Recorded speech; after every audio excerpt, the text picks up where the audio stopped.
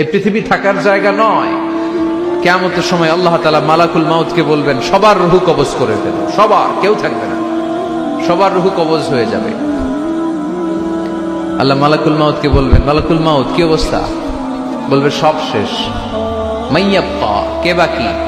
মালাকুল মাউত বলবে জিনেরা বাকি, যাদেরকে দেখা যায় না। আল্লাহ বলবেন জিনদেরকেও শেষ করে ফেলো, রূহ কবজ করো। মালাকুল মাউত আজরাইল জিনদের রূহ কবজ করবে। আল্লাহ এবার জিজ্ঞেস করবে, ইয়া মালাকাল মাউত আখবিরনি মাইয়াব্বা, এবার বলো আর কে বাকি?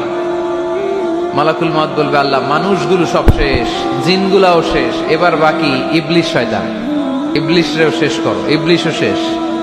আল্লাহ আবার জিজ্ঞেস করবেন, ইয়া মালাকাল মাউতি মাইয়াব্বা, আর কে বেঁচে আছে বলো? মালাকুল মাউত বলবে, আল্লাহ আপনার কথা অনুযায়ী পৃথিবীর সব মানুষের রূহ কবজ করলাম, সব জিনদের রূহ কবজ করলাম, ইবলিসের রূহ কবজ করলাম, এখন আছে শুধু ফেরেশতারা। আছে কারা?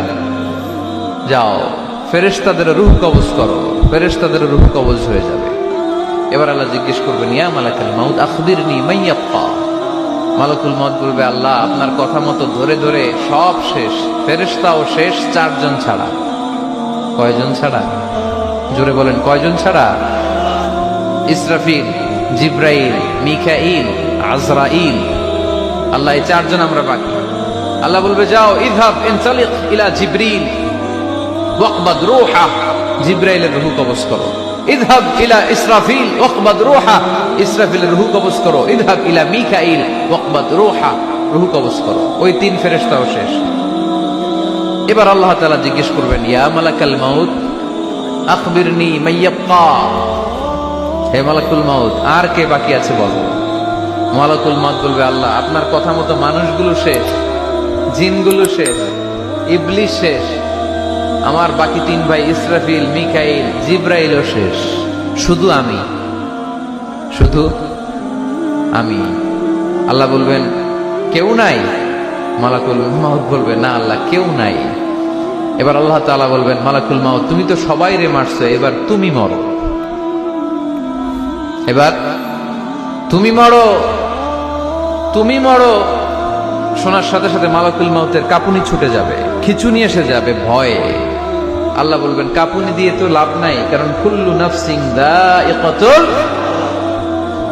রব্বুল আলামিন বলবেন, মালাকুল মাউত কেঁদো না, এটাই দুনিয়ার বিধান, আমি আল্লাহর দেয়া বিধান, এটাই, জন্মালেই মরতে হয়। যাও জান্নাত জাহান্নামের মাঝখানে একটা জায়গা আছে, জায়গাটার নাম হলো আরাফ। এই আরাফের মধ্যখানে যে দাঁড়াও, ওখানে যে মালাকুল মাউত কাঁপতে থাকবে।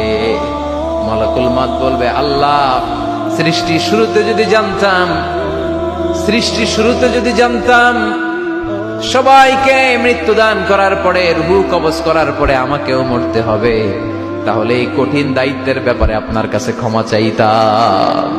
আজকে আমারও যে ভাগ্য বরণ করে নিতে হবে সৃষ্টির শুরুতে, আমি এটা কল্পনাই করতে পারিনি।